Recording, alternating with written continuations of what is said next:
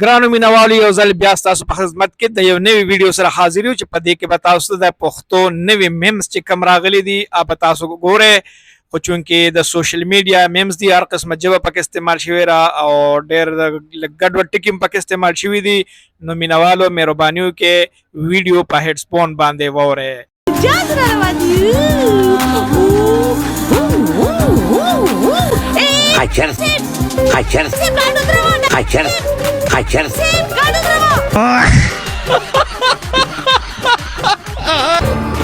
ولی څه چل دی څه چل دی بولاري د خپل وایا د مادو د شو ده مالا پیشی راغلی دی ای په کوڅه دې پښیو کوم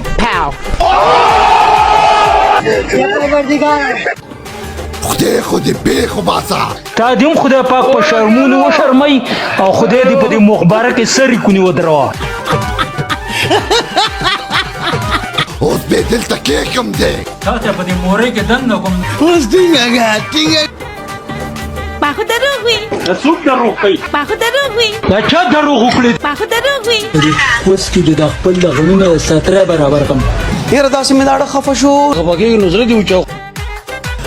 تو اسکریم خورم زما دا کوټه وخوره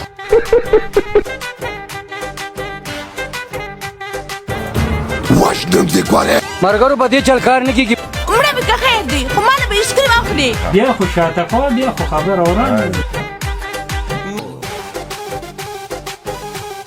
او که تا مال اسکریم آنه گشت کرا نزه بچه گو همو ټول خلق براغون کم ځان ته اوسل نورم راولستون کوس کې کېدم او مطلب بیم ټاکو سیب مان اسکریم ناغلی کنا मजा नहीं आ रहा है او مطلب بیم سیب مان اسکریم ناغلی کنا پنا چې مو پاسه د مور په کوس کې مالدم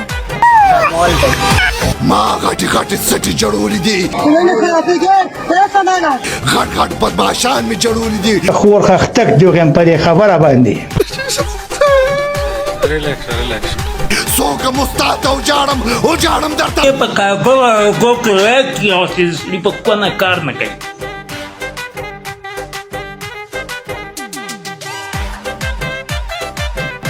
نه جاړي بنا ډیر بدرنګ وکړ دا څه خبره ده مالا اسکریم واخله کنا راځه کنه मुझे तो दाल में कुछ कुछ काला नजर आता है ونی اور په فاس نه کوي توبه او بس توبه یو پپی دنه واخله څومره مزه وکړي یار نه نه نه بجو لګانو د پپا ورکه او نه به پپا اخلي راځه تمانیا راځه Abrigueto que do olho canal. راځه کنه کټه خو د خوش شته There is something wrong at the bottom.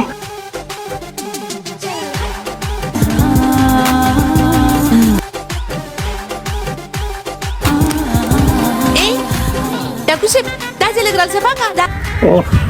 څومره مزه وکړي یار نن یو جمله مې ډېره په ډېره سماره وريږي ا جمله دا چې دی ته په خزه باندې د سپین خندا په چونې منډه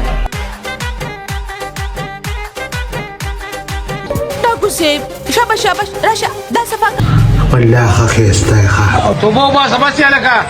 ټاکو سیب دا څه پاکا کړ دا دې نه خبر کیږي چې لا ترشا شاباش دا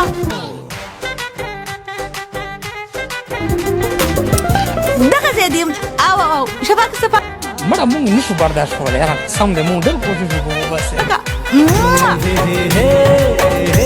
د کنجرې اولاده